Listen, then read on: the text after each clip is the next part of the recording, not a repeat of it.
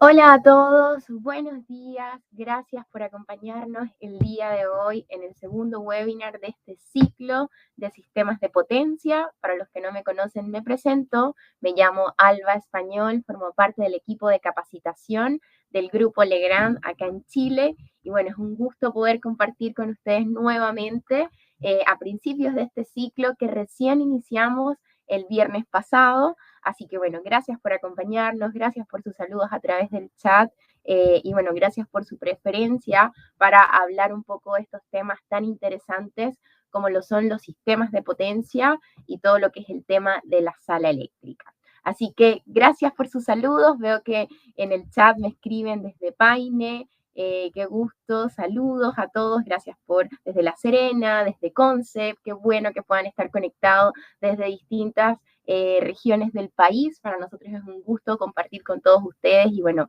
qué bueno que se den estas instancias. Así que bienvenidos a todos, gracias por sus saludos, por sus comentarios y bueno, vamos a dar inicio a lo que nos convoca el día de hoy y como yo les decía, partimos este ciclo de webinars hace muy poquitito, el viernes pasado y hablamos de transformadores eficientes y celdas de media tensión.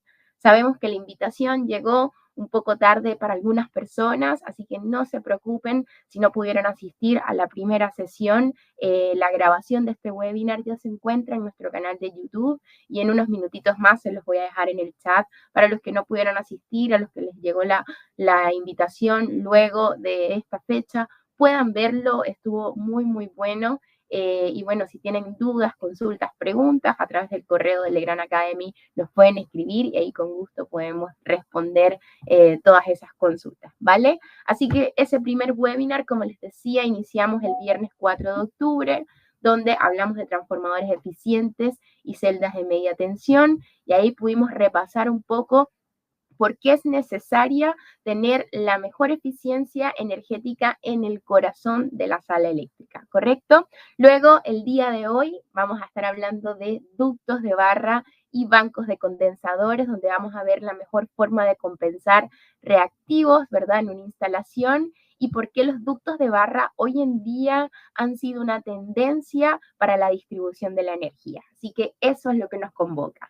Y como pueden ver en la pantalla, en la imagen, todavía nos quedan 3 sesiones más, 3 viernes más, donde hablaremos el próximo viernes de tableros eléctricos en las salas eléctricas, ¿verdad? Y repasaremos un poco el tema del RIC número 2 y de las exigencias específicas para acá, Chile, en el reglamento eléctrico chileno. Luego hablaremos de la gestión de la energía EMS, el cuarto webinar, como pueden ver ahí. Y por último, terminaremos con un tema súper interesante, un tema en tendencia acá en Chile, como lo es la electromovilidad y la recarga para vehículos eléctricos. ¿Qué vamos a ver aquí? Bueno, obviamente conocer el cargador vehicular de Legrand, pero también un poco conocer la infraestructura que se necesita para poder poner en servicio estas instalaciones y estos lugares para poder hacer la recarga de vehículos eléctricos, ¿ok? Así que tanta infraestructura como el cargador vamos a conocer y vamos a ver también qué nos dice el RIC número 15 acerca de este tipo de instalaciones. ¿Listo? Así que eso, les quería dar un resumen del ciclo para que lo conozcan, para que vean bien cuáles son los temas que siguen y nos puedan seguir acompañando viernes a viernes hasta finalizar este ciclo de webinars, que bueno, ya en octubre ya nos quedan muy poquititos ciclos de webinars para cerrar este año 2024. Así que antes de iniciar y antes de presentarles al relator del día de hoy, quería recordarles solo 2 cositas. La primera es que la presentación del día de hoy la van a poder descargar a través de un link que va a estar habilitado en un par de minutitos más. Yo les voy a estar escribiendo en el chat cuando el link para descargar la presentación ya esté disponible, ¿ok? Así que se pueden llevar este contenido en PDF. En el tema de la grabación, como todos nuestros webinars, se graban y van a quedar alojados en nuestro canal de YouTube. Pueden estar disponibles entre lunes o martes de la semana que viene para que lo puedan ver las veces que necesiten. Así que PDF lo enviamos el día de hoy, se los compartimos y la grabación en nuestro canal de YouTube a partir de lunes o martes. Y lo último que quería recordarles es que si van surgiendo dudas en esta presentación, durante la presentación, pueden dejarlas en el chat desde donde nos están escribiendo. Ahí agradecer a Araceli porque nos compartió ya el link del canal de YouTube donde vamos alojando todos estos webinars y todas las grabaciones. Pueden encontrar videotutoriales, hay muchísima información valiosa ahí y que pueden ver cuando quieran de nuestras sesiones grabadas. Así que gracias, Araceli, por dejarnos el link, el enlace ahí para todos los participantes. Y bueno, lo segundo que quería comentarles es que lo que les decía, si hay dudas, si hay preguntas, yo voy a activar ahora mismo el modo preguntas y respuestas para que ustedes puedan en el chat ir dejando las preguntas para nuestro relator del día de hoy y él pueda en lo posible tratar de contestar todas aquellas preguntas que vayan surgiendo en el chat, ¿vale? Así que de una forma ordenada, a través de este modo preguntas y respuestas, vamos a poder ir diferenciando las preguntas de los comentarios, de los saludos, y así sea un poco más sencillo para él que mientras está dando la charla, ubicar y diferenciar una pregunta y poder responderles esa duda, ¿vale? Así que aprovechemos esto a través del chat. Eso quería yo recordarles como herramientas de la plataforma. Prontito estaremos dejando el link. Ya está habilitado el modo preguntas y respuestas, así que no me queda más información que darles, sino que presentarles a Nicolás Vera. Muchos de ustedes ya lo conocen, nos estuvo acompañando en la sesión anterior y durante este ciclo nos va a estar acompañando en casi todos los webinars. Así que bueno, Nicolás es BDM de Sistemas de Potencia y Eficiencia Energética y Nicolás estará con nosotros nuevamente el día de hoy para hablarnos de ductos de barra y bancos de condensadores. Así que hola Nicolás, muy buenos días y bueno, gracias por estar aquí nuevamente con nosotros. Hola Alba, ¿cómo estás? Muy bien, gracias. Qué bueno que estás bien, muchas gracias por la presentación y obviamente muchas gracias a las personas que ya están conectadas. Hay hartas personas conectadas. La semana pasada estuvimos viendo celda de media tensión, transformador de poder, desde el punto de vista de la eficiencia energética, de la normativa eléctrica y de las tecnologías que hoy día conviven para esos productos en las instalaciones. Y hoy día vamos a hablar de los ductos de barra, que son una forma de distribuir la energía dentro de una instalación. El ducto de barra es conductores y canalización en una misma pieza lista para instalar. Una tendencia porque ahorra mucho tiempo de instalación, ahorra mucho espacio físico en los edificios, en las instalaciones, y porque es muy seguro y tiene menores pérdidas, por lo tanto también es más eficiente. Y también vamos a hablar de la compensación de reactivos de los bancos de condensadores. Y como siempre estamos viendo este sistema eléctrico de distribución, este CEP, desde la mirada de la eficiencia energética, desde la llegada de la media tensión en la celda de media tensión, la transformación con el transformador. Hoy día vamos a ver la distribución con el ducto de barra, la compensación de reactivos con el banco de condensador. La próxima semana vamos a ver los tableros eléctricos con todas sus protecciones y luego seguiremos con los sistemas de medición y de gestión y luego con toda la infraestructura que se requiere para la recarga de vehículos eléctricos. Entonces, vamos a hacer un recorrido por un sistema de potencia desde la entrada, la media tensión, hasta una carga, que en este caso es un vehículo eléctrico, pasando por todos los elementos de protección, maniobra, distribución, medición y gestión y compensación de reactivos. Hoy día me gustaría empezar con la compensación de reactivos, con los bancos de condensadores, porque es algo que es bastante relevante en las instalaciones eléctricas. El consumo de reactivos en las instalaciones eléctricas ha ido aumentando a lo largo del tiempo. Cada vez hay más cargas que requieren el uso de esta energía reactiva y vamos a ver primero un poco en teoría qué es esto de la compensación de reactivos y cómo son los bancos de condensadores finalmente los que compensan, entregan esta energía reactiva dentro de la instalación a las cargas que lo requieren. Para empezar, hay que hacer un poco de memoria y entender que en un sistema de distribución eléctrica se distribuye principalmente potencia activa. Y la potencia activa se mide en kilowatts es la unidad de medida de la potencia activa. Eso también puede ser energía activa que se mide en kilowatt hora. La energía es la potencia en un periodo de tiempo. Entonces, indistintamente si hablamos de potencia o de energía, vamos a estar hablando de kilowatt o kilowatt hora, pero es la potencia, la energía eléctrica que en una instalación es capaz de transformarse en trabajo útil.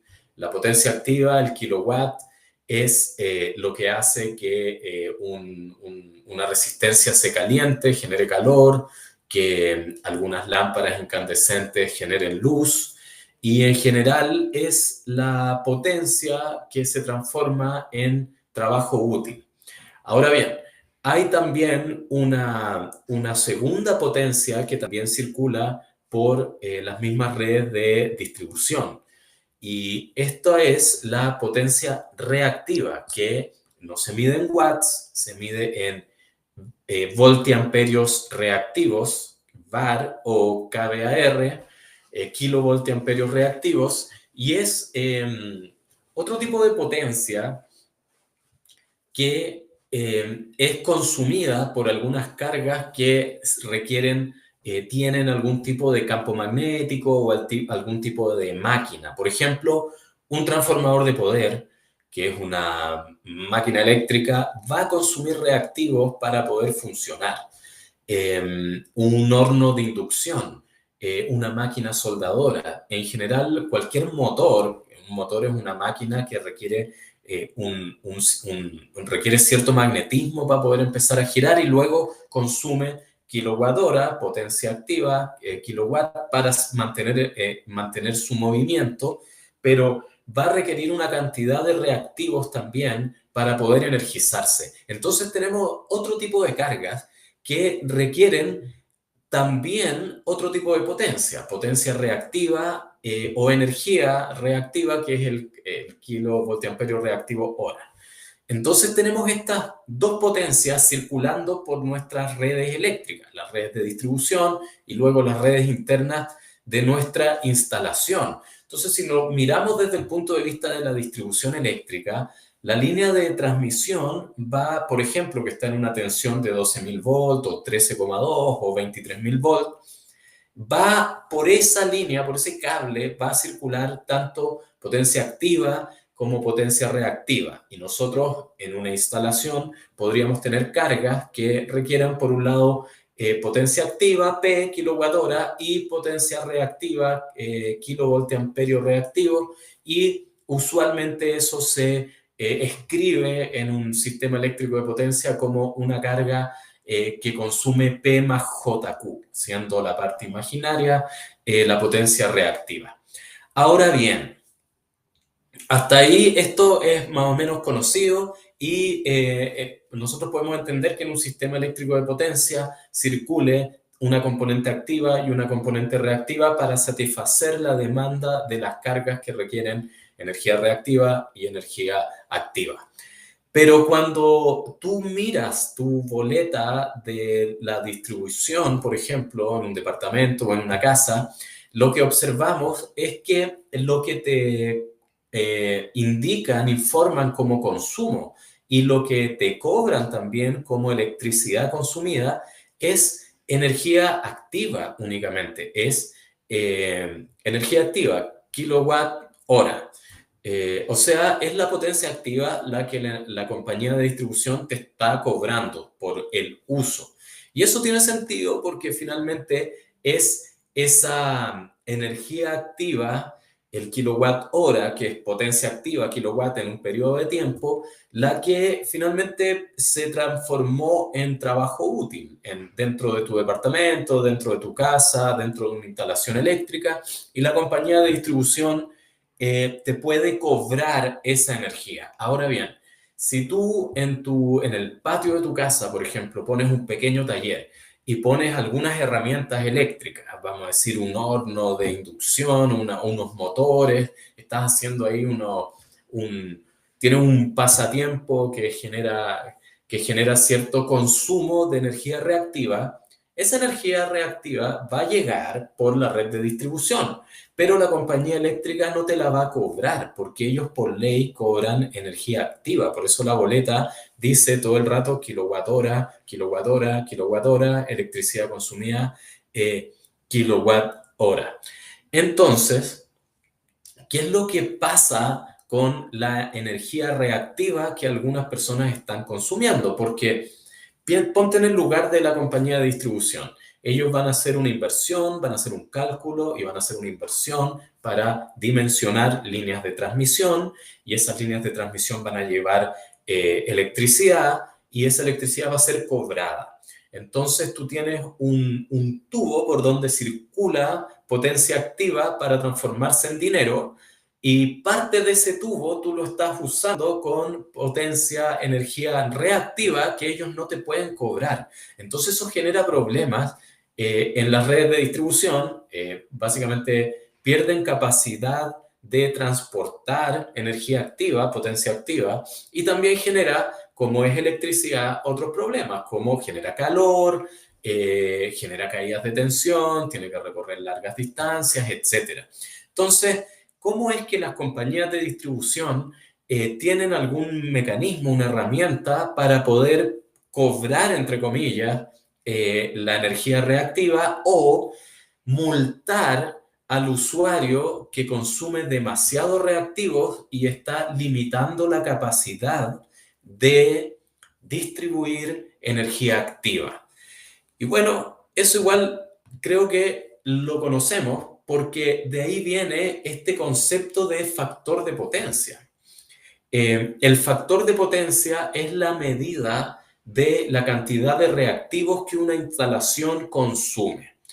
Y de esa manera, la compañía de distribución puede medir los reactivos que una instalación está consumiendo, demandando, y puede aplicar un criterio para decirle a ese usuario si la cantidad de reactivos que está consumiendo está permitida o excede la cantidad adecuada, considerando la capacidad de transporte de energía activa.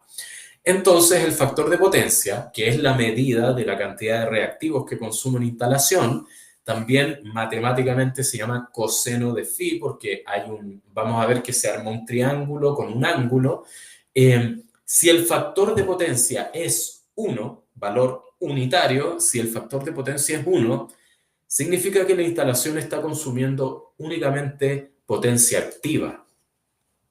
Y todos felices porque no hay consumo de reactivos. Sin embargo, si el factor de potencia empieza a bajar de 1, por ejemplo, está entre 1 y 0,93, si tú te fijas, la potencia activa se desplaza de la potencia aparente, que es esta línea negra, y aparece una componente de potencia reactiva. En este caso, un factor de potencia entre 0,93 y 1 está por ley permitido, y por lo tanto es algo que la compañía de distribución debe considerar en el dimensionamiento de su infraestructura. Por lo tanto, se permite por ley que tu instalación consuma cierta cantidad de reactivos limitada a un factor de potencia de 0,93. Pero si tu consumo de reactivos es mayor, como se ve acá, hay una línea roja, Q, el kVAR, que es bastante más grande que la línea que está acá, este ángulo que aparece entre la potencia activa y la potencia aparente va a aumentar, y como consecuencia el coseno de ese ángulo, o sea, el factor de potencia, va a ser menor que 0,93. En este caso, significa que el consumo de reactivos de tu instalación es mayor al permitido, y la compañía de distribución queda facultada para pasarte una multa por mal factor de potencia. Y así funciona la energía activa y la energía reactiva. Hay que entender que los kilowatts son lo que se transforma en trabajo útil, el kVAR es otro tipo de potencia que consumen otro tipo de cargas, que ambos, la potencia activa y reactiva, viajan por las líneas de transmisión para llegar a las cargas que las soliciten, pero que la compañía de distribución únicamente te cobra por la potencia activa o la energía activa, el kilowatt hora. Entonces, para poder poner un freno al consumo indiscriminado, entre comillas, de energía reactiva que es requerida por algunas instalaciones, aparece el factor de potencia, y cuando el factor de potencia es menor a 0,93, la compañía de distribución está facultada para cobrar una multa por mal factor de potencia y así fomentar al cliente a que compense los reactivos de manera local y que no viajen por las líneas de transmisión. Y esa compensación de reactivos que mejora el factor de potencia se realiza mediante un banco de condensadores. El banco de condensador va a actuar sobre una instalación que tiene un mal factor de potencia y va a entregar o compensar, esos reactivos que la instalación consume para que la compañía de distribución vea un buen factor de potencia y esos reactivos no circulen por la instalación. Esos reactivos van a ser compensados de forma local en la instalación y por la línea de transmisión solo va a circular esta potencia activa o una cantidad de potencia reactiva que es la permitida por ley para un factor de potencia que está entre 0,93 y 1. Para ahora, ya que conocemos el concepto de la potencia activa y reactiva, que es necesaria, la potencia y la energía reactiva no es algo malo, y cómo el banco de condensadores es el elemento que compensa, entrega los reactivos que una instalación necesita y como consecuencia dejas de pagar una multa por mal factor de potencia, el banco de condensador se paga solo. Si tú estás pagando una multa, tú compras un banco de condensador y dejas de pagar esa multa. Por unos meses vas a amortiguar el costo del banco de condensador y luego simplemente vas a tener un ahorro en tu facturación mensual por energía. Hay varias maneras de explicar esto. El ejemplo del vaso de cerveza, como dice Leonardo, no es apropiado para las 10 de la mañana, a pesar de que sea viernes. Entonces, lo vamos a dejar para cuando hagamos una sesión tipo 7 de la tarde. Por ahí vamos a ocupar otro ejemplo, podríamos ocuparlo. Y vamos a hablar también, para responder a la pregunta de Ronald, sobre los contactores que se deben ocupar en un banco de condensadores, porque el condensador tiene una característica particular que quema los contactores estándar. Requieres un contactor para aplicaciones de compensación de reactivos. Y ese es un error muy común de que la gente no sabe que en la oferta de contactores está o el contactor para compensación de reactivos o el accesorio que se le incluye al contactor para disipar la energía remanente que los contactores almacenan y que provoca una trasciente al hacer la conmutación y que quema los contactores tradicionales. Vamos a ver eso cuando veamos qué compone un banco de condensadores y también vamos a ver un ejemplo de cómo dimensionarlo. Así que vamos a responder esas preguntas. Vamos a responder todas estas preguntas. Vamos a ir avanzando de a poco. Entonces, estamos que el banco de condensador compensa de forma local los reactivos de una instalación para no pagar multa. En la boleta te va a aparecer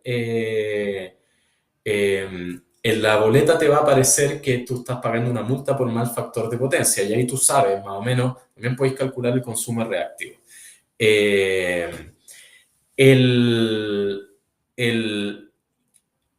El banco de condensador, como se ve aquí en la imagen, está compuesto por 1, 2, 3, 4, en este caso 4 rack de compensación. Y cada rack de compensación, como se ve en la imagen central, está compuesto por varias cosas. Y son los elementos que componen finalmente cada paso de un banco de condensador, cada módulo, porque no es solo un condensador, es un condensador que va asociado a una protección, que va asociado a un contactor y que probablemente va asociado a una bobina, y vamos a ver por qué y qué elementos lo componen. El primer elemento que compone un banco de condensador, un rack de compensación, son los condensadores, que son muy importantes, porque el condensador almacena la energía reactiva y la entrega a la red. El banco de condensador tiene un flujo de potencia al revés. Entrega a una barra, compensa sobre una barra con energía reactiva. Y esos reactivos vienen de los condensadores. Y los condensadores tienen que tener ciertas características para que sean seguros, porque los condensadores explotan, los condensadores se queman, y cuando un condensador se sobrecalienta y se quema, es como una bengala, o sea, sale fuego, entonces puede provocar un incendio. ¿Por qué puede provocar que un condensador se queme o explote? Aumento de la temperatura interna. ¿Y cómo pasa eso? Porque es de mala calidad el condensador, porque no tiene los elementos de protección que debería tener, o porque está siendo sobrecalentado por los armónicos que hay presentes en la red. Todo eso lo vamos a ver muy rápido ahora. El condensador tiene que tener, para que sea bueno, en primer lugar, una resistencia de descarga interna. ¿Por qué? Porque el condensador va a entregar reactivos, en algún momento sí y en algún momento no. Porque esa es la gracia de tener un banco de condensador automático, que puede compensar distintos niveles de reactivos dependiendo de los consumos de la instalación. Por ejemplo, un edificio residencial que consume aproximadamente 60 kVAR, por ejemplo, no va a consumir fijo 60 kVAR. En algún momento va a requerir 15, en algún momento va a requerir 30, en algún momento va a requerir 45, en algún momento va a requerir 60. Entonces, esa curva, esa escala de compensación se va armando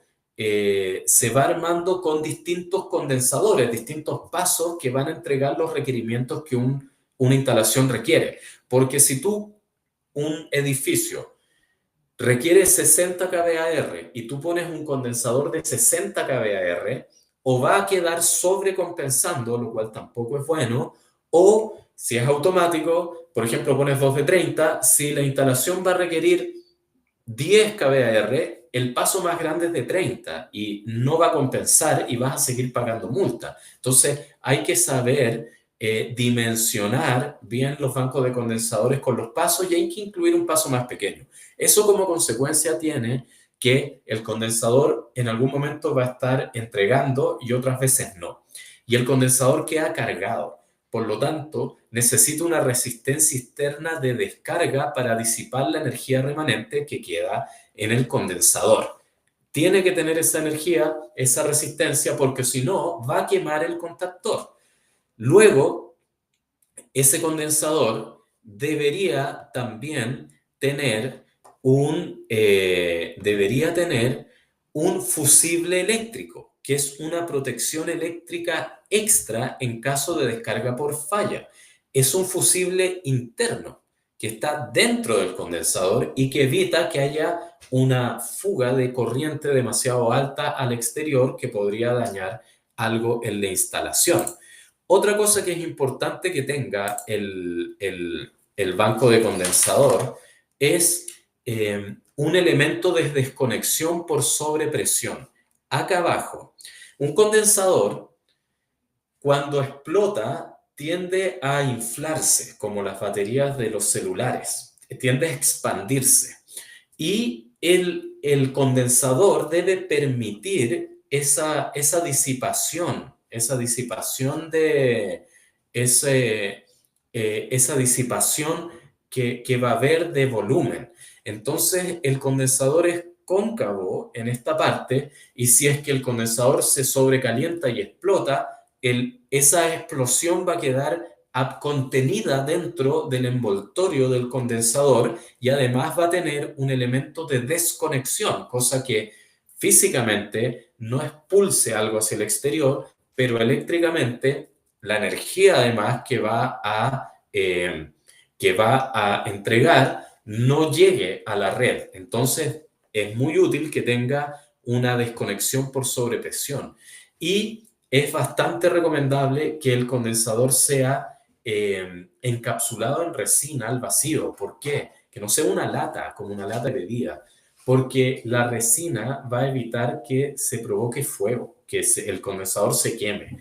Entonces, si un condensador tiene estas características, es un buen condensador. Entonces, en primer lugar, el banco de condensador va a estar compuesto por los condensadores.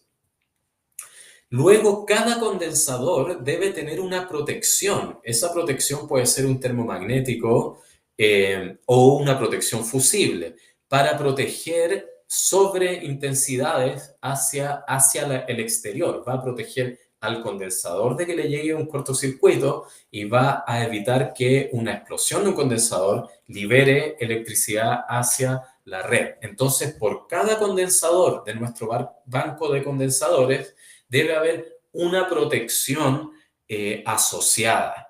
Por cada condensador debe haber una protección asociada. Además de un condensador, una protección, debe haber un contactor, que es esto que se ve acá. El contactor, eh, el contactor es el elemento que hace la conmutación, hace que ese condensador entregue reactivos o no entregue dependiendo de la necesidad de la instalación.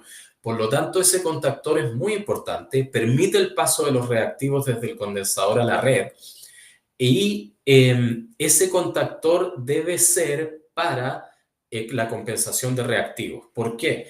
Porque la conmutación del banco de condensador provoca una trasciente de corriente y ese exceso de corriente daña las bobinas de los contactores, las quema constantemente. Entonces, esa energía se debe disipar. La resistencia de descarga que viene en el condensador es interna y no se debe conectar de forma externa, viene dentro del condensador. El condensador tú vas y lo conectas.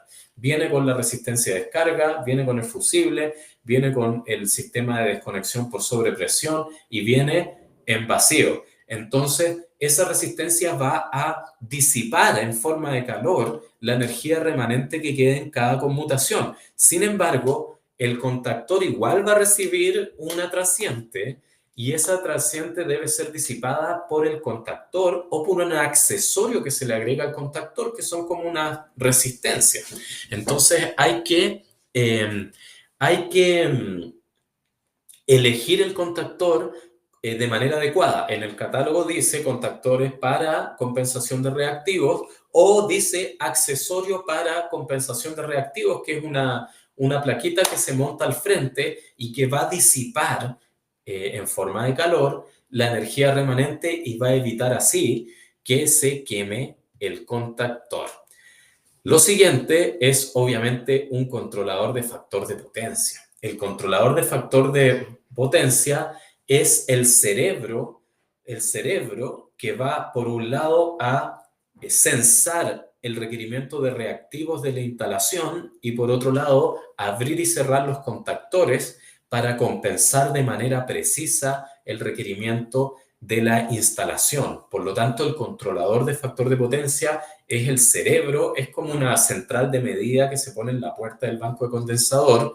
Se le conecta un transformador de corriente a la barra que va a compensar para que mida el requerimiento de reactivos y por otro lado va a ir controlando los contactores para poder entrar o sacar los distintos condensadores que hay en el banco de condensadores.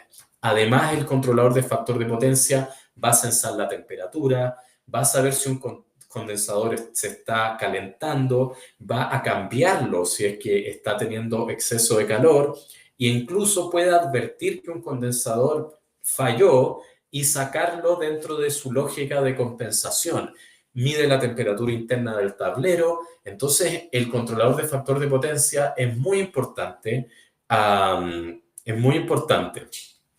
El controlador de factor de potencia, para saber cuál es el requerimiento de reactivos de la instalación, se le debe conectar un transformador de corriente a la barra que está compensando. Y así se entera de cuánto reactivo tiene que compensar.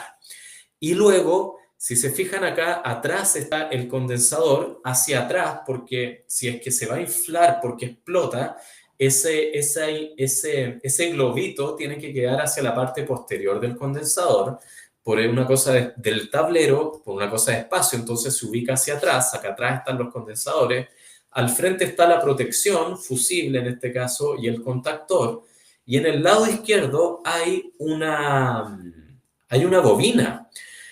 Hay una bobina, y esa bobina es una bobina de rechazo armónico. Y esto es bien importante.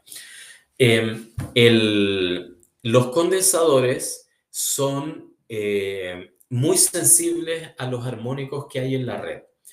Entonces ocurren dos fenómenos en los condensadores cuando están en contacto con una instalación que tiene bastante armónico.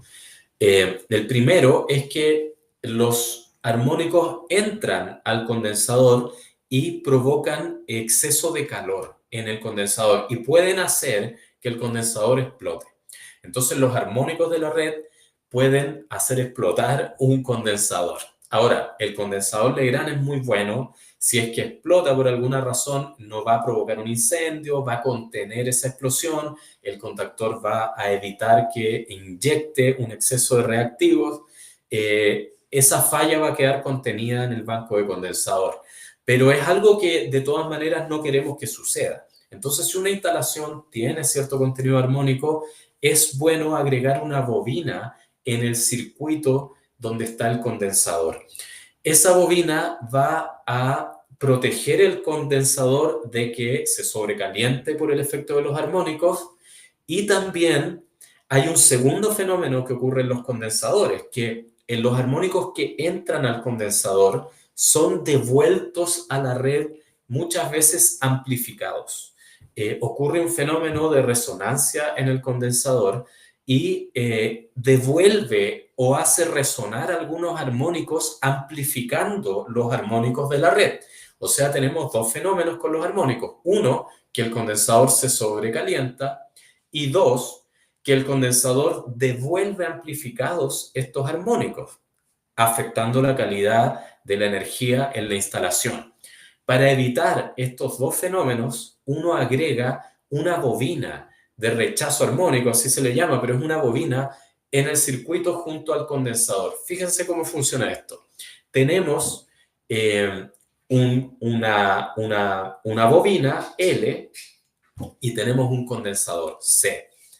Sin quererlo, armamos un circuito de un filtro, porque tenemos filtro LC, filtro RLC, de hecho igual hay resistencia, hay cable, pero es poca su aporte en número, por lo tanto es un filtro LC. Y la bobina tiene espiras. Esas espiras se sintonizan, así se llama, se sintonizan para que ese filtro que se formó tenga una frecuencia de corte que está en 189 Hz o en 135 Hz. Y por eso es sano comprar estas rack de compensación desde fábrica, porque la sintonización de la bobina para que la frecuencia de corte sea precisa se hace en conjunto con el condensador y la resistencia que hay en el rack. Esa bobina se pone en paralelo con el condensador, ¿sí, Alejandro? Y igual tú puedes mirar en el catálogo y hay condensadores y bobinas que tienen que ser uno a uno. Hay cierto valor de condensador y cierto valor de bobina. No hay que mezclarlos, tiene que ser uno a uno para que la frecuencia de corte se mantenga lineal. Una frecuencia de corte de 189 Hz permite evitar que entren desde el tercer armónico para arriba y vas a evitar que el condensador se pueda dañar y vas a evitar que se reboten estos armónicos a la red. Entonces, ¿cuándo es recomendable instalar una bobina junto al condensador en un banco de condensador? Es difícil saber en el proyecto cuál es la cantidad de reactivos que va a tener una instalación. De hecho, cuando la instalación está funcionando, la única manera real de saberlo es instalando un equipo y haciendo un análisis de calidad de la energía, lo cual es bastante caro igual. Pero como regla básica, para un edificio residencial no es necesario. Para un centro comercial, para un hospital, para un data center o para una industria, sí es recomendable poner una bobina en el circuito del condensador. Entonces, vamos a tener que este rack, por ejemplo, tiene un condensador, una protección, un contactor adecuado y una bobina cuando hay armónicos en la instalación para proteger el condensador y evitar fenómenos de resonancia. El banco de condensador está compuesto por distintos condensadores que son los pasos o rack de compensación que tienen el condensador, la bobina, el contactor que cada condensador necesita y su protección. Lo primero que tenemos que saber del banco de condensador es que tiene distintos pasos o distintos escalones de compensación. Y esto es muy importante porque el escalón de compensación es el condensador más chico que vas a tener en un banco de condensador y hay que dimensionarlo adecuadamente. Por ejemplo, imaginemos que necesitamos instalar un banco de condensador de 150 kVAR en 6 pasos de 25 kVAR. Probablemente nosotros vamos a pensar que necesitamos 25, 25, 25, 25, 25, 25. 6 pasos de 25 kVAR. Vamos a tener 6 condensadores de 25 kVAR, vamos a tener 6 contactores, vamos a tener 6 protecciones y vamos probablemente a tener 6 bobinas. Y el escalón de compensación es 25, o sea, este banco va a compensar 25, 50, 100, 25, 50, 75, 100, 125, 150. Va a tener 6 pasos de 25 kVAR para llegar a 150. Sin embargo, tú puedes ser un poco más inteligente y poner en vez de 6, solo 3 condensadores. Poner 25, 50 y 75. Y vas a tener el mismo escalón de compensación, 25 kVAR, pero no con 6 condensadores, con 3 condensadores. Y vas a ahorrar un montón de espacio, un montón de cableado y probablemente un montón de plata también. El banco de condensador va a ser de 150 y su escalón de compensación va a ser de 25, pero en la combinación va a alcanzar, en la combinación de estos 3 condensadores, 25, 50 y 75, va a alcanzar todas las combinaciones posibles. 25, 50, 75, 100, 125, 150 y va a completar su trabajo. Entonces, hay que optimizar el diseño del banco de condensador ocupando la capacidad que tiene el controlador de factor de potencia de quitar y añadir pasos y no necesariamente armarlo tal como viene en el plano. A veces en el plano viene el banco de condensador de 100 kVAR, 10 condensadores de 10 kVAR cada uno, pero puedes poner 10, 20, 30 y luego 40 y ya tienes los 100 y te ahorras un montón de espacio. Por eso hay que entender que el paso es el condensador, pero es el escalón de compensación el que define qué tan fina es tu compensación. Y hay que ocuparlo con astucia para poder hacer nuestro banco. Sí, y hay que ocuparlo con astucia para hacer que nuestro banco no sea tan grande ni tan caro. Eso es lo primero, el escalón de compensación. El segundo concepto es lo que vimos recién de la bobina de rechazo armónico. Lo vuelvo a repetir porque es importante. Cuando la red tiene contenido armónico, digamos, de un centro comercial, un hospital, una industria, es sano agregar una bobina en el circuito de cada condensador para evitar que los armónicos entren al condensador y provoquen problemas de calor o sean devueltos a la red de forma caótica, generando resonancias y amplificando el efecto de los armónicos. Y lo tercero que hay que entender es el tipo de conmutación, porque hay dos tipos de contactores. Hay un contactor electromecánico, que es el típico, pero que se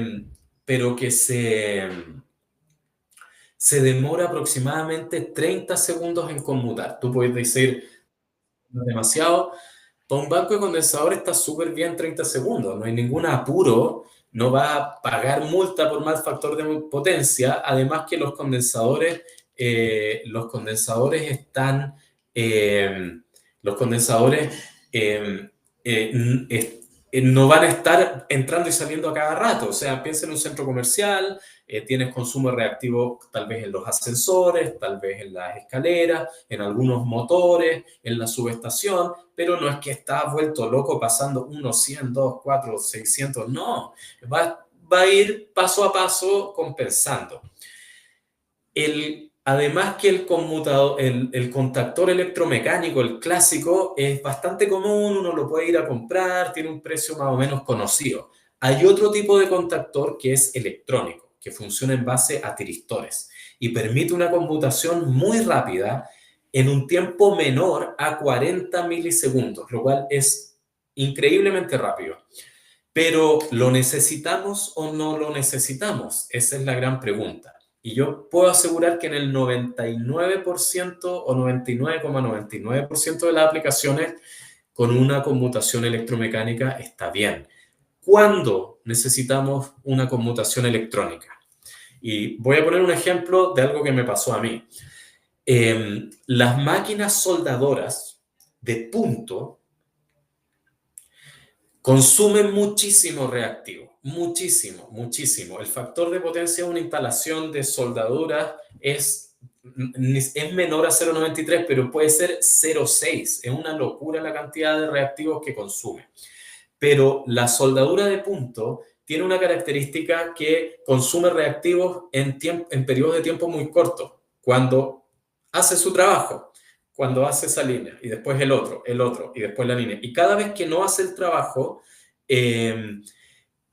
cuando no hace el trabajo, no consume reactivos.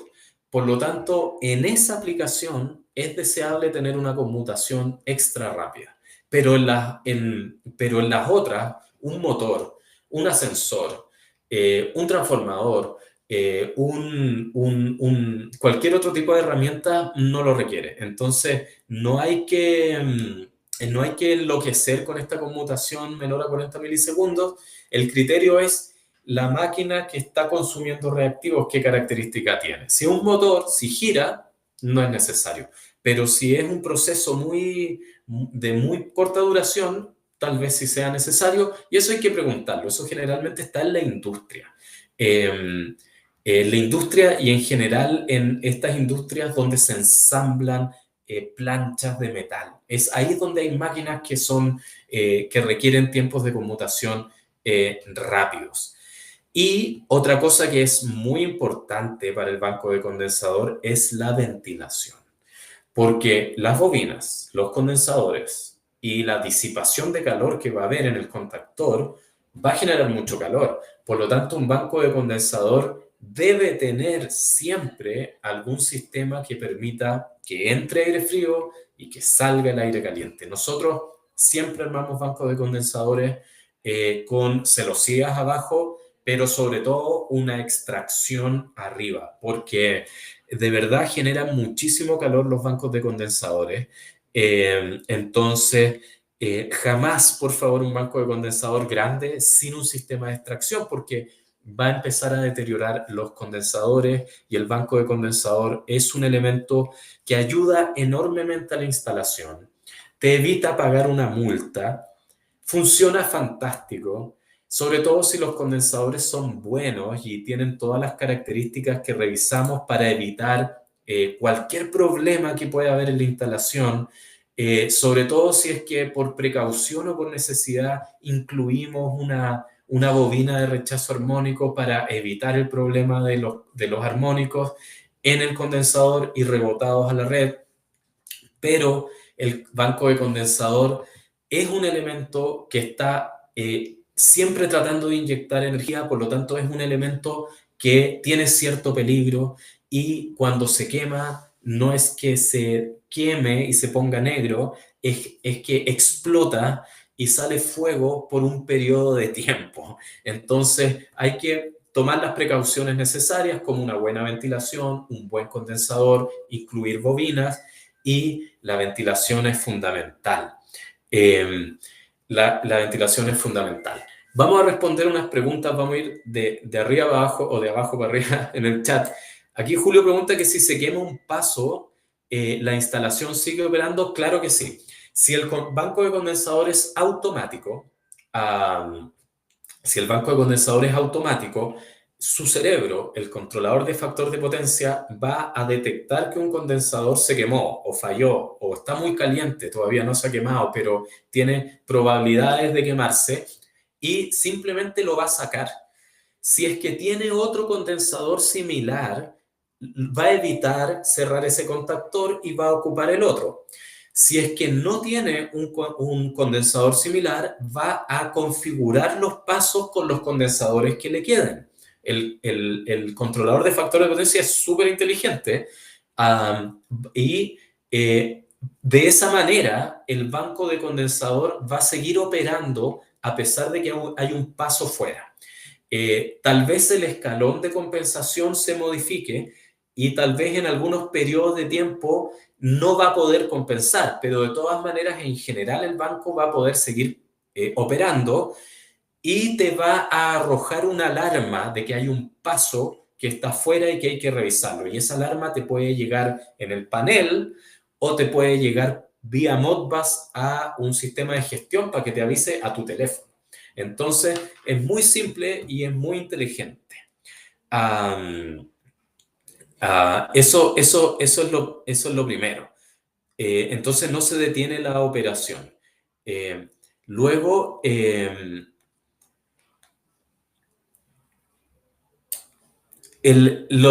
respecto a la bobina, la frecuencia de corte estándar es 189 Hz y en varios otros elementos de filtros, por defecto, la frecuencia de corte es 189 Hz.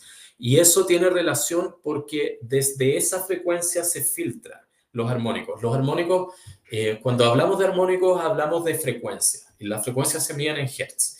Y cuando hablamos de frecuencia, hablamos de espectro. El espectro muestra cómo se comporta algo en el rango de frecuencia, como para poner un ejemplo, el oído humano escucha desde 20 Hz hasta 20.000 Hz. Ese es su espectro. Frecuencias más chicas o más altas, el oído no las escucha, uno es sordo y probablemente un perro escucha esas frecuencias, por eso enloquecen a veces, uno no sabe por qué. Ese es el espectro. Dentro de ese espectro, los armónicos son múltiplos enteros de la fundamental, de la frecuencia fundamental del armónico. Y la frecuencia 189 o 135 es un buen número para cortar los armónicos de ahí para arriba. Entonces, independiente de la frecuencia de la red, la frecuencia del armónico va a ser limpiada de ahí para arriba y esa limpieza se hace de acuerdo a una fórmula matemática que es una integral, es una derivada y es Fourier, y la fórmula de Fourier va disminuyendo su amplitud a medida que pasa el tiempo. Por lo tanto, es importante esa frecuencia de corte porque va a cortar mayoritariamente esos primeros armónicos que aparecen, el tercer, quinto, séptimo armónico. Luego la amplitud es más chica, entonces causan menos problemas. Por eso es importante atacar ahí. Los bancos de condensadores se protegen únicamente con un termomagnético. Únicamente con un termomagnético y son trifásicos, no tienen neutro. Y no es necesario que tengan neutro, la bobina del contactor puede estar a 380. Y bueno, si queréis poner una barra de neutro, ponla para tener 220, pero las luces piloto, el controlador y las bobinas pueden funcionar a 380 y te ahorráis las barras. Y no requieren una protección diferencial, requieren un termomagnético o una protección contra sobrecarga y cortocircuito, puede ser fusible o termomagnético. En general, los pasos se protegen con fusible o termomagnético. Y la protección general, que es bien recomendable incluir una protección general en un banco de condensador con una protección termomagnética, porque eso te va a permitir abrir el banco, desconectarlo y hacer un mantenimiento. Por ejemplo, si no vas a tener que desatornillar los cables y eso ya es un cacho. Eh, el, el banco de condensador no se protege con diferencial porque en general no tiene problemas de fugas, ¿me entiendes? El banco de condensador está ubicado en una sala eléctrica, no puede estar ubicado en un lugar donde la gente pueda abrir la tapa y tocar cosas. Si una persona toca cualquiera de las barras o cosas que está dentro de un banco de condensador, podría electrocutarse. Y, y el banco de condensador es un elemento que disipa energía, tiene un flujo de potencia al revés, no pasa la energía a través de él hacia las cargas. Su carga es la barra que está compensando, por lo tanto, inyecta energía, va como de abajo para arriba a través del automático general inyectando. Y, y es importante no ir a meter las manos ahí, y es importante tener un condensador de buena calidad, porque el condensador lo único que quiere es inyectar reactivos en forma de corriente. Por lo tanto, es bueno que tenga un fusible interno, que tenga una resistencia de descarga interna, porque estos bornes del condensador van a quedar cargados. Por eso es bueno que la resistencia lo descargue, pero la resistencia se demora 30 segundos en descargar. Si una persona va y toca los bornes de un condensador, se va a electrocutar, porque el condensador en sí tiene corriente y quiere descargarla constantemente. Lo único que quiere es descargar. Entonces, si le pones un diferencial, el diferencial va a operar porque se va a confundir, entonces no se ponen diferenciales, pero si una persona toca los bornes de un condensador, va a recibir una descarga. Y esa descarga, por ejemplo, un condensador chico de 5 kVAR genera una corriente de aproximadamente el doble, 10 amperes. Un condensador más grande de 15 kVAR, que igual sigue siendo chico, genera una corriente del doble, de 30 kVAR. Entonces, agarrar un condensador y poner la mano en donde están sus bornes es recibir 30 amperes sin nada que lo desconecte. Entonces, hay que tener mucho cuidado con los condensadores. Esa es otra de las razones por las cuales los condensadores miran hacia atrás en los bancos de condensadores y sus bornes de conexión quedan ocultos de alguien que pueda manipularlos. Entonces, no se requieren diferenciales para proteger los bancos de condensador. Los diferenciales van a operar por confusión, como dice Esteban, es verdad. Y no hay que andar tocando ni las barras ni ninguna cuestión, pero sobre todo no hay que andar tocando los bornes de los condensadores, porque el condensador lo único que quiere es descargar. Además, ya que dijimos esto, para dimensionar la protección de un condensador, el criterio, hay una fórmula, está en un brochure de condensadores que vamos a dejar aquí para que lo descarguen, para no latear con fórmulas y cosas. Ahí está cómo se calcula la bobina también, pero la oferta de bobina viene una a una con el condensador. Este condensador de 5 kVAR, por ejemplo, tiene una referencia, bueno, la bobina que le corresponde es esta. Entonces viene ya precalculado. Más que calcularlo, hay que guiarse por lo que dice el fabricante. Si lo quieres calcular, lo puedes calcular, no hay problema. Ahí hay una fórmula bien bonita, pero el fabricante ya lo tiene tabulado para que uno no se confunda. Y ya que estamos hablando de eso, la protección termomagnética o el fusible, la protección termomagnética que protege un condensador es de el doble. O sea, si el condensador es de 10 kVAR, la protección es de 20 amperes. Y ese es el criterio. Y si tu banco de condensador es de 200 kVAR en total, la protección general es de 400. Hay una fórmula, pero si tú aplicas la fórmula siempre te va a dar aproximadamente el doble, y como comercialmente las corrientes nominales están estandarizadas, siempre te queda más o menos el doble. El contactor también hay que dimensionarlo para esa corriente. tiene que tener el accesorio para que no se queme. Y si te quería asegurar, dimensiónalo un poquito más grande, porque los condensadores están siempre tratando de inyectar energía, están cargados, entonces van a generar estas trascientes sobre el contactor.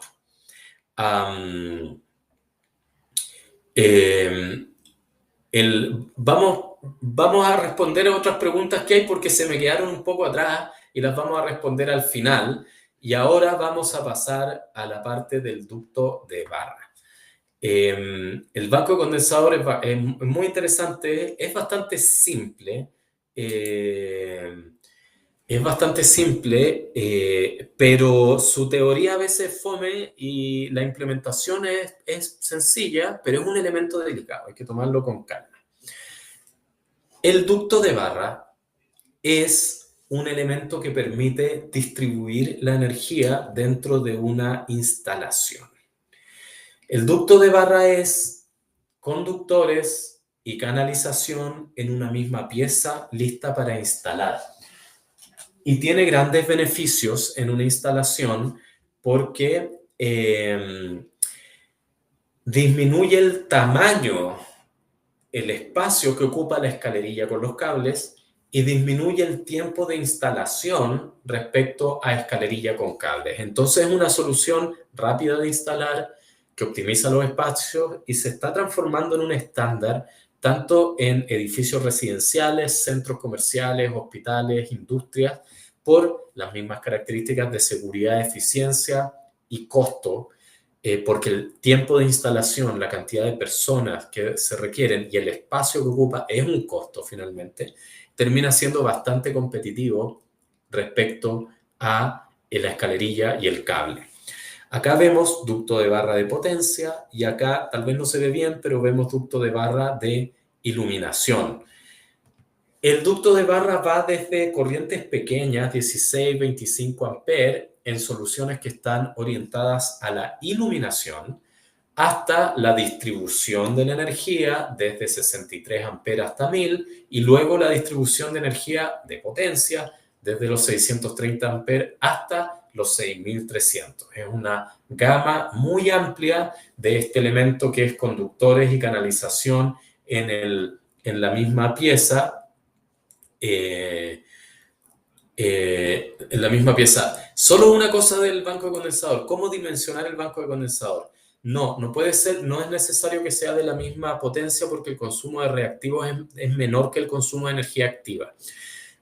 La manera de dimensionar un banco de condensador es sumar el consumo de reactivos de todas las cargas que requieran reactivos.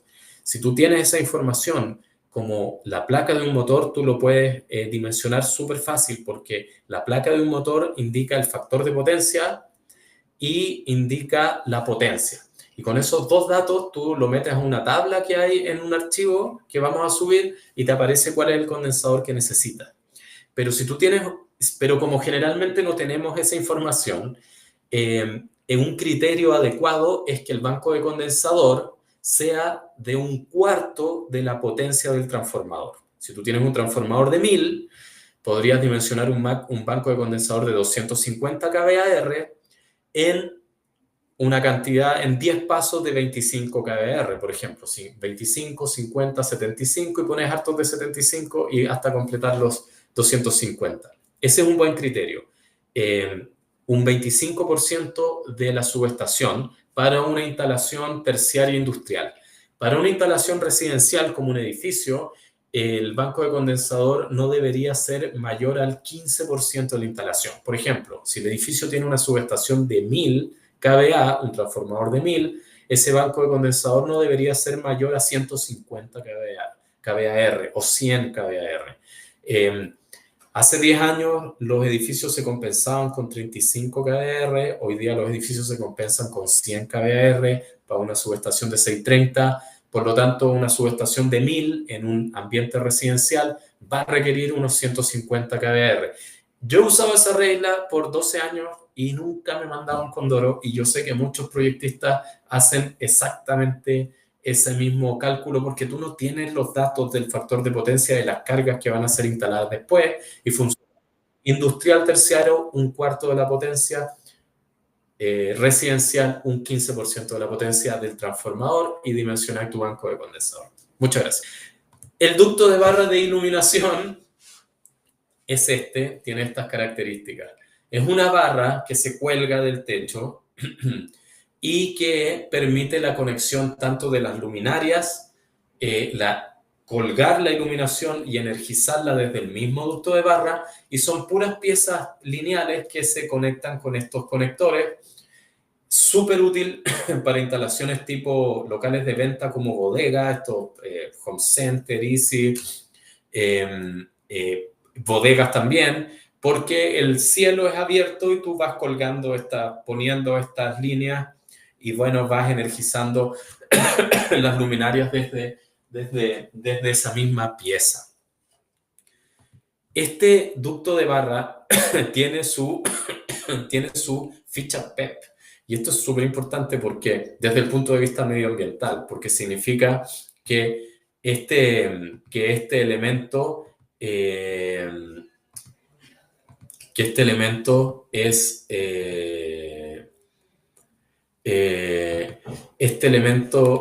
va a de que esta ficha PEP lo que hace es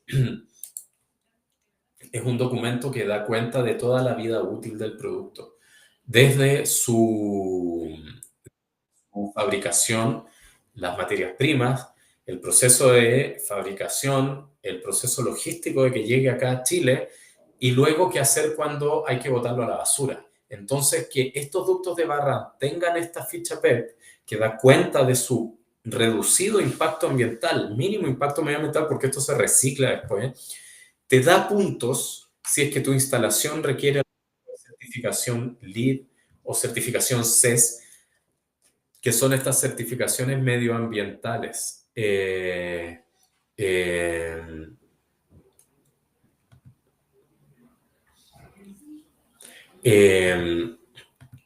Entonces, si tu instalación va a requerir algún tipo de certificación tipo LEED o CES, que la CES es la LEED chilena, el ducto de barra Legrand tiene esto y esto tú lo presentas y te da puntitos para sacar tu certificación. Por lo tanto, también es un dato. Después están los ductos de barra de media potencia para la distribución de la energía. Ahí estamos hablando de 63 amperes, aquí estamos hablando de 500 amperes, típico en un edificio, con todos sus accesorios. Y algo que es muy importante es que el ducto de barra está en el RIC 4, en la norma actual chilena. Está en el capítulo 7, y lo que dice el RIC respecto al ducto de barra que debe cumplir es poco, pero es importante. Lo primero es que el ducto de barra debe estar fabricado bajo una norma IEC, o UL, para dejar ahí a los europeos y a los gringos contentos. Pero el ducto de barra Legrand está fabricado bajo la norma IEC 61439. Por lo tanto, el ducto de barra Legrand cumple con la primera solicitud de la norma actual chilena. La segunda solicitud es que desde los ductos de barra solo se podrán hacer derivaciones con otros ductos de barras a través de accesorios. ¿Qué es lo que quiere decir este punto? Que el ducto de barra es un sistema de distribución completo. No puedes tener ducto de barra mezclado con cable, mezclado con ducto de barra, o hacer derivaciones con piezas que no sean del ducto de barra. Eso también es relevante. El ducto de barra trae todas las piezas que permiten hacer todo tipo de recorrido y todo tipo de conexión y derivación. Es un Lego que se diseña a la medida del proyecto y que todas las piezas que lo componen son propias del ducto de barra. Por lo tanto, el ducto de barra nuestro Legrand va a cumplir también con esto. Otra cosa que dice que es bastante interesante es que las derivaciones hechas desde un ducto de barra con reducción de sección deberán ser protegidas contra la sobrecarga y los cortocircuitos. ¿Qué diablos significa eso? Tú tienes un edificio residencial que por el chafe eléctrico va un ducto de barra que va desde la sala eléctrica, desde el tablero general, hasta el último piso. Y en cada piso el ducto de barra va a derivar para alimentar los departamentos, la iluminación, etcétera, de cada uno de esos pisos. En cada piso entonces va a haber una derivación que hecha desde el ducto de barra con reducción de sección, porque el ducto de barra troncal va a ser de 500, 400 amperes, pero cada reducción va a ser de 63, 100 amperes. Entonces hay reducción de sección. Y cuando hay una reducción de sección, se debe proteger contra la sobrecarga y el cortocircuito. Por lo tanto, hay que instalar un termomagnético en algún lugar. Pero en el punto anterior decía que todas las derivaciones deben hacerse con accesorios propios del ducto de barra. Para eso existe esta caja plugin o caja de derivación. Esta caja de derivación se monta sobre el ducto de barra. El ducto de barra tiene unos orificios que permiten acceder a la barra. Están obviamente tapados, pero tú puedes desmontarlo y conectar esta caja plugin. Queda conectado eléctricamente a la caja y en la caja tú puedes montar un termomagnético para poder derivar desde el ducto de barra con reducción de sección a cada piso, protegiendo contra la sobrecarga y el cortocircuito, que es lo que pide la norma chilena. Y luego, otro punto relevante que aparece es que el ducto de barra debe tener una placa de identificación, y esto es súper importante que lo tenga porque en la placa de identificación va a aparecer el calibre, va a aparecer el orden de las barras para cuando hay que conectarlo, dónde está la tierra, y otras características eléctricas y mecánicas. Todas las piezas del ducto de barra Legrand traen es como una especie de sticker, pero es para que resista en el tiempo. Todas vienen con su placa para que cumpla con este punto de la norma. Y cuando tú quieras implementar un ducto de barra en una instalación, lo que tienes que hacer es mandarnos los planos a nosotros.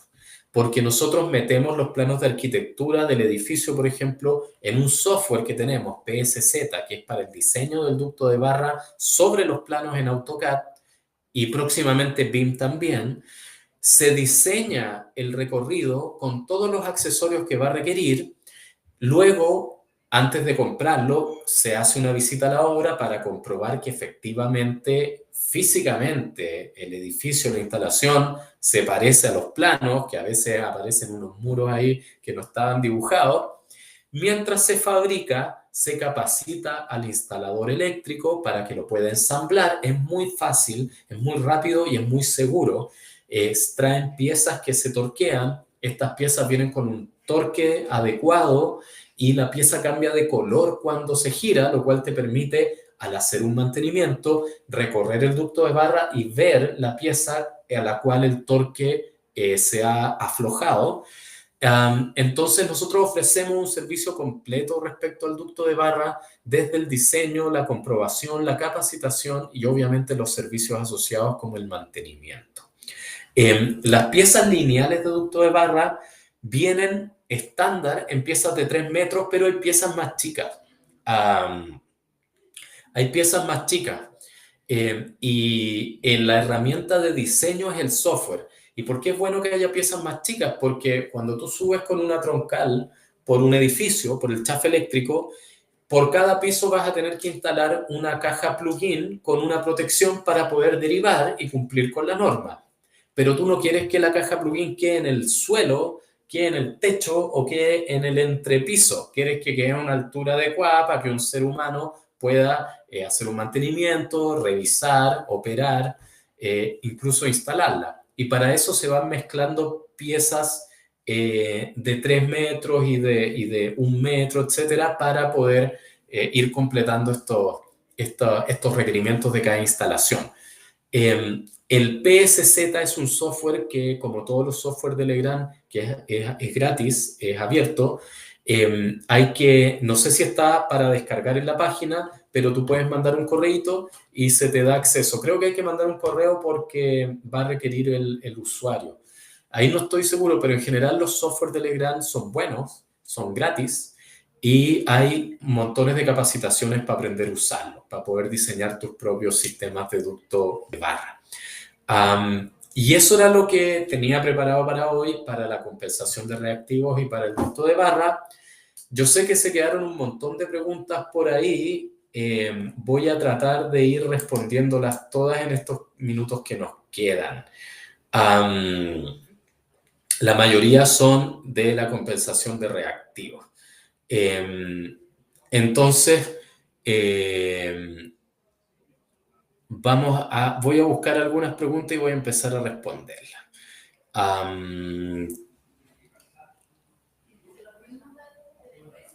Espérame. Acá. Para tratar de responderla. Primero, ya, hay una pregunta sobre la potencia, cómo dimensionar la potencia de un banco de condensador. Obviamente, mejor ir a las placas de las cargas y ver qué reactivos requieren, pero como nunca tenemos eso, un cuarto del transformador si es terciario industrial, un 15% del transformador si es residencial, 10-15%. Si es necesario desconectar el banco si hay generador, es buena esa pregunta. Yo creo que... muchas gracias, modo preguntas-respuestas. Estaba tratando de buscar las preguntas. Mira, no es estrictamente necesario, no es peligroso. Sin embargo, cuando tú entras de normal emergencia, muchas veces se botan algunas cargas y entre ellas también el banco de condensador. No es mala práctica dejarlo fuera del sistema de emergencia, principalmente porque la tensión y la corriente que puede generar este generador no es de las mismas características que la que viene por la red. Entonces, no queremos tener problemas en el banco de condensador y como asumimos que es algo momentáneo de emergencia, no está terrible por ese periodo de tiempo el banco de condensador esté afuera. Entonces yo diría mejor sacarlo, mejor sacarlo. No sé si hay otra pregunta por ahí. Nico, si las puedes leer por si te acuerdas cuál quedó, yo te las voy publicando. Hay una pestañita que dice preguntas al lado de Sí, punto. aquí estoy viéndolo. Aquí Julio pregunta si los bancos son modulares porque tiene que cambiar un paso y no quiere detener la operación. Chuta, cuando quieras cambiar, cuando quieras... yo también las puedo publicar, Alba. Increíble, ya, bacán, acabo de darme cuenta. Gracias. No. Mira. Cuando quieras cambiar un paso de un banco de condensador, vas a tener que dejar afuera el banco de condensador. Lo siento, lamentablemente. Y por eso siempre es recomendable que el banco de condensador tenga una protección general. Porque al tener una protección general, tú abres esa protección general y ya dejaste fuera de la instalación el banco y puedes cambiar algo dentro, hacer un mantenimiento o algo sin tener que ir a desconectar cables arriba. ¿Cachai? No solo es bueno por eso, sino también es bueno porque protege al banco de algún cortocircuito y va a proteger a la instalación de algún problema en el banco. Entonces, sí, los racks son modulares, tú los podrías cambiar en caliente, entre comillas, pero lo mejor es tener una protección general en el banco de condensador pensando en este tipo de eventos que van a ocurrir. Respecto al diferencial o relé diferencial, lo respondimos, no es necesario, la norma no lo exige y tampoco es recomendable, el diferencial podría operar. Hay que tener mucho cuidado respecto de qué personal va a estar en contacto con los condensadores,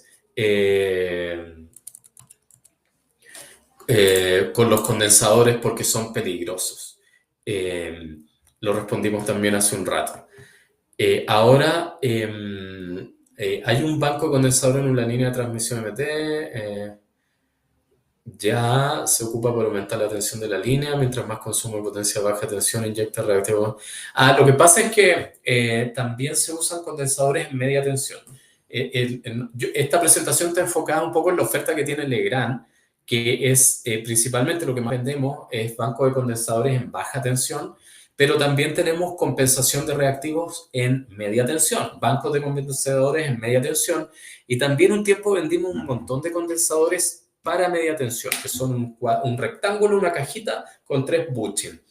Esos condensadores de media tensión se utilizan más que para compensar reactivos, se utilizan para aumentar la tensión de la línea, como bien dice acá. Y se conectan, están siempre conectados. Entonces, lo único que hay que saber es cuál es la potencia reactiva que requieres para que tiene relación con el aumento de la tensión y cuál es la tensión en media tensión para no echarse el condensador o provocar un fenómeno de sobrecompensación o algo así. Pero se venden condensadores en media tensión, son una caja rectangular con 3 bushings y se ponen arriba en los postes y funcionan bastante bien, bastante bien.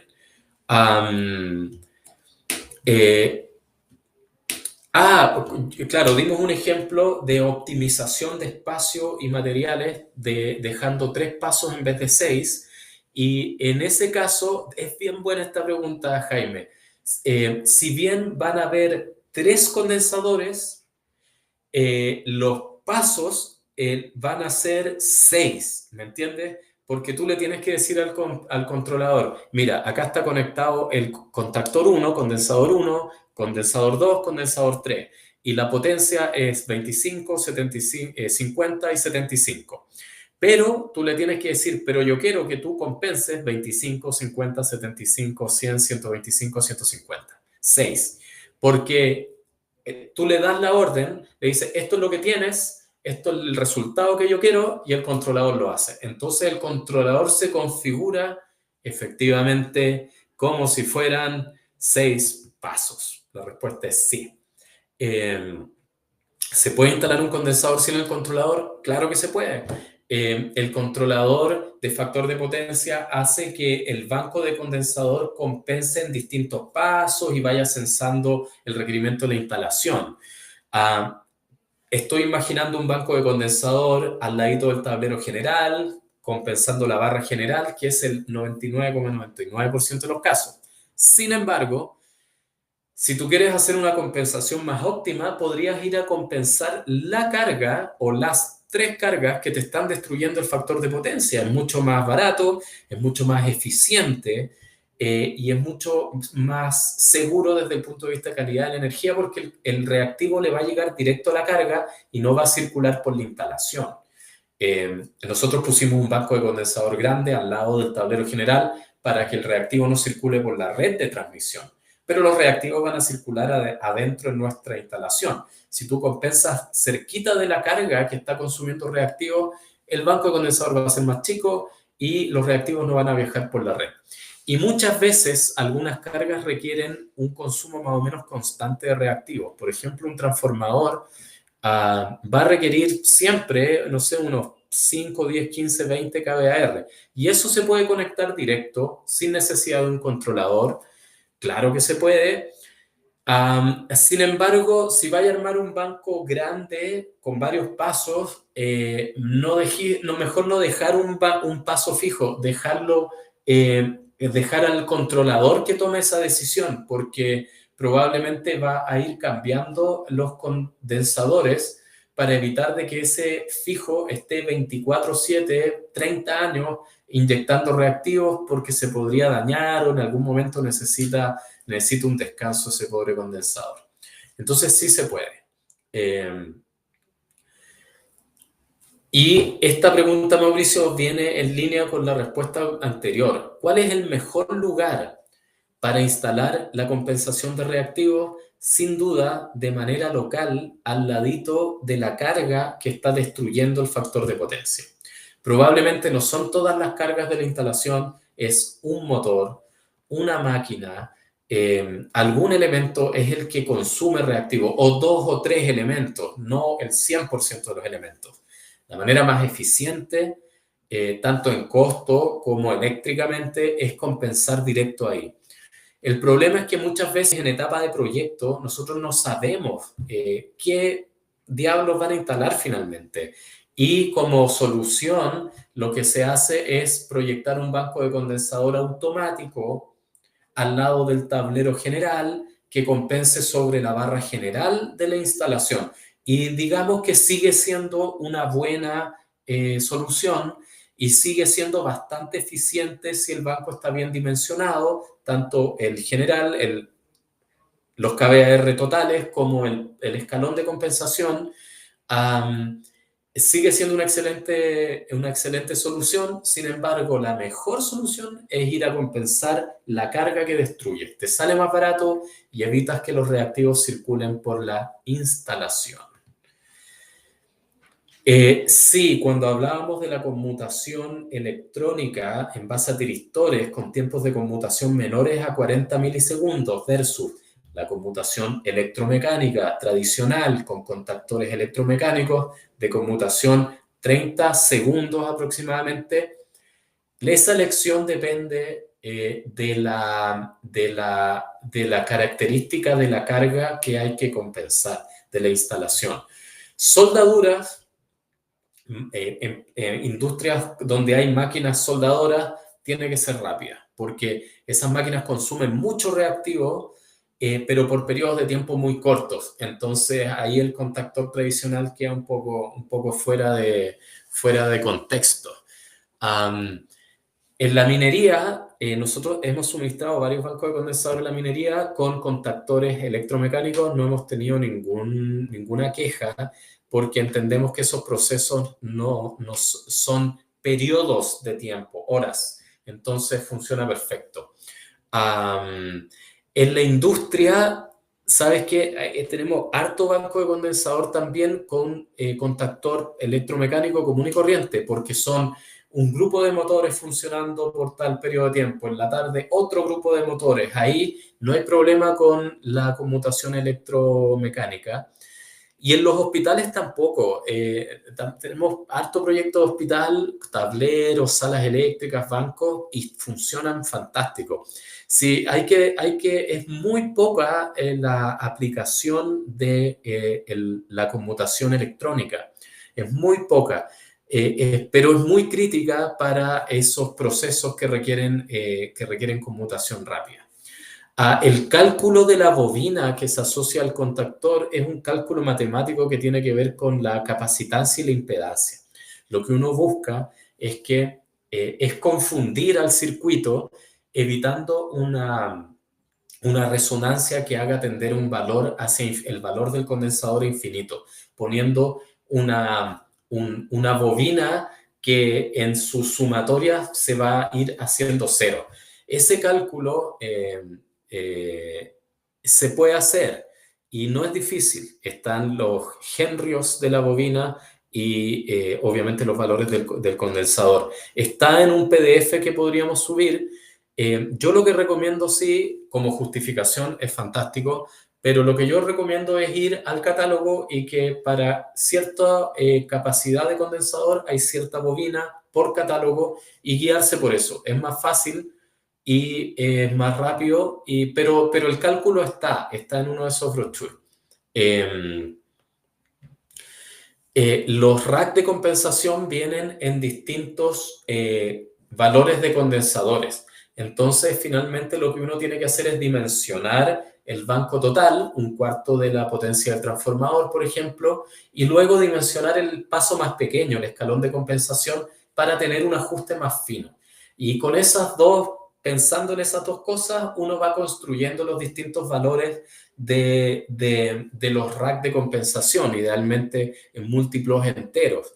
Entonces, el valor de los racks va a depender del requerimiento de reactivos, del menor requerimiento de reactivos, el escalón de compensación, y del mayor requerimiento de reactivos, el valor del banco total.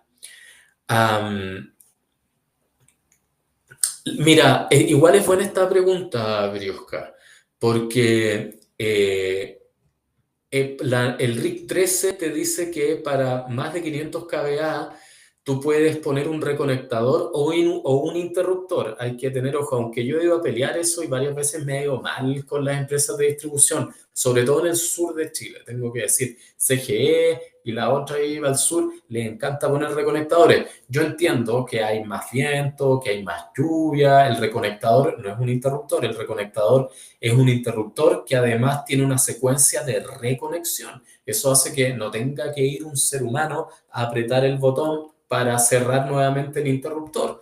Se ponen en un poste, tienen varias ventajas, pero son caros. Lo que pasa es que el trafo va a requerir reactivos siempre. Probablemente el requerimiento de un trafo de 500 en vacío no es un requerimiento de reactivos muy alto. Te voy a decir cuál es el requerimiento de reactivos en vacío de un transformador de 500 cuando encuentre el gráfico que yo mismo hice para calcular eso. Un transformador de 500 kVA en vacío consume 10 kVAR, una botella de 10 kVAR trifásica. Y bajo carga el 75% va a consumir 25 kVAR. Entonces, ¿qué es lo que pasa? Pasa que probablemente por ese consumo de reactivos de 25 kVAR a 75% de la carga o de 10 kVAR al vacío, no vas a entrar en el tramo de factor de potencia que paga multa. Por lo tanto, no es una obligación ponerle un condensador.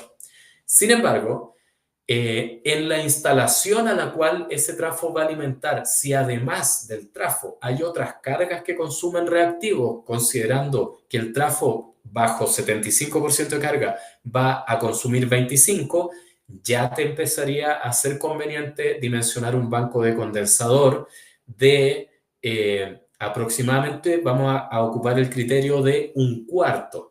O sea, tendrías que tener un banco de condensador de aproximadamente 125 kVAR, sabiendo que vas a tener un consumo de aproximadamente 10 kVAR en vacío, 25 en el transformador, 25 kVAR bajo carga en el transformador, más lo que tenga la instalación. Entonces, si la instalación es una instalación residencial, no es una instalación terciaria o industrial, podrías dimensionarlo un poco más pequeño, aproximadamente unos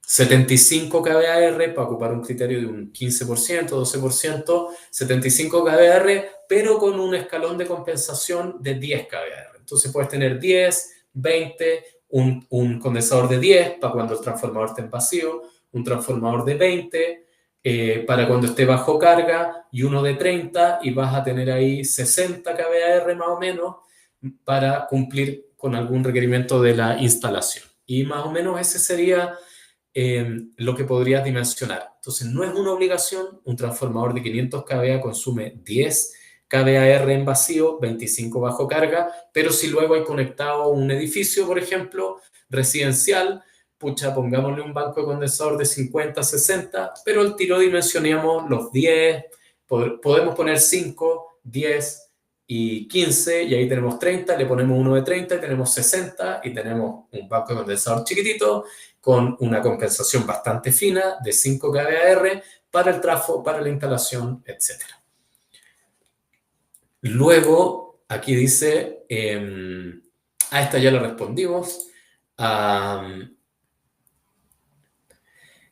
Sí, o sea, no, las líneas de media tensión y de alta no necesitan por obligación un banco de condensador. Se usan los bancos de condensadores para aumentar la tensión de línea muchas veces. Entonces, va un poco asociada a la respuesta que dimos antes. Y aquí hay una pregunta que creo que es más bien un comentario sobre las características del condensador.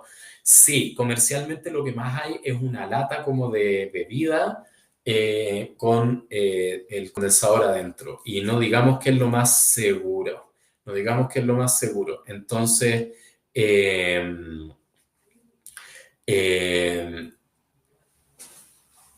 Entonces, yo igual buscaría un condensador de mejor calidad. Los condensadores son complicados.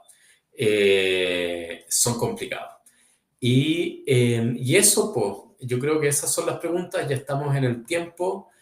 Y lo único nomás es agradecer la asistencia. Harta gente, hartas preguntas. Y está el brochure de Banco de Condensadores y está la presentación. Ahí van a encontrar información sobre los bancos y los ductos de barra. Así que muchas gracias por la asistencia.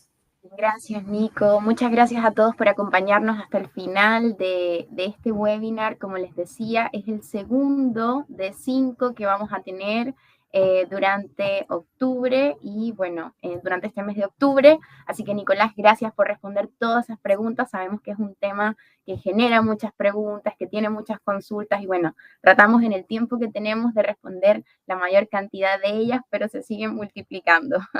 De todas formas, está el correo de capacitación legranacademychile@legran.cl, lo vamos a dejar ahí en el chat, así que cualquier duda, consulta que puedan tener, nos pueden también escribir a través de ese correo y con gusto, bueno, a la brevedad posible vamos a responder o a derivarlos con el especialista que corresponda para que pueda atender su requerimiento. Así que gracias. Si desean ver este webinar nuevamente, está en nuestro canal de YouTube, va a estar a partir del lunes, entre el lunes y martes, y les dejamos una muy breve encuesta de satisfacción en pantalla para que nos puedan comentar su experiencia el día de hoy, nos puedan decir qué otros temas de interés les gustaría ver en próximos webinars, y nos puedan también dar su feedback de estas sesiones en vivo de forma online. Así que, Nicolás, nuevamente muchas gracias. Y bueno, gracias a todos por acompañarnos viernes a viernes y los esperamos el próximo viernes para hablar de tableros eléctricos. Así que muy buen fin de semana y nos vemos el próximo viernes. Chao a todos. Gracias. Chao. Chao.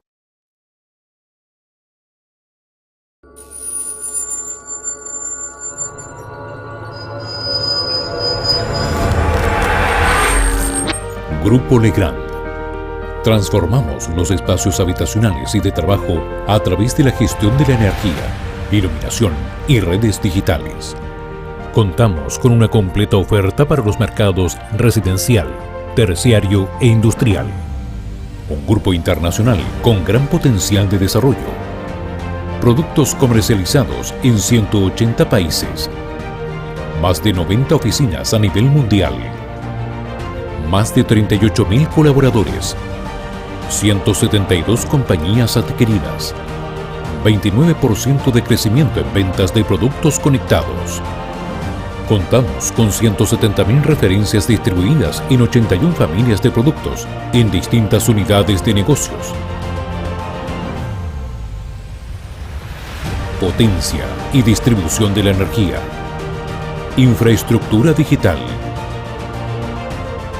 Canalizaciones para cableado. Componentes de instalación. Series domiciliarias. Sistemas conectados para espacios inteligentes. Control de la iluminación, entre otras.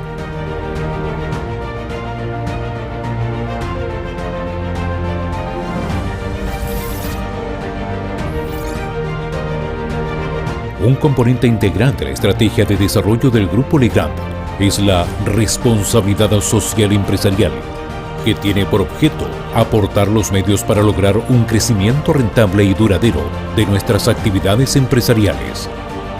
Para esto nos enfocamos en 3 ejes: compromiso con nuestros colaboradores, ofrecimiento de un ecosistema empresarial a nuestros clientes y proveedores, limitación de nuestro impacto sobre el medio ambiente. El Grupo Legrand en Chile cuenta con una completa red de servicios con el objeto de que la experiencia a través de sus marcas Legrand y Betty Chino sea la mejor, optimizando la especificación e instalación de su portafolio de soluciones. Además, contamos con canales digitales optimizados para nuestros clientes, webinars, videos, cursos en YouTube, cursos e-learning y capacitaciones presenciales, sitios web actualizados con información relevante de nuestros sistemas y productos, aplicación móvil para optimizar el trabajo de nuestros clientes desde sus smartphones, Grupo Legrand. Transformamos los espacios habitacionales y de trabajo a través de la gestión de la energía, iluminación y redes digitales.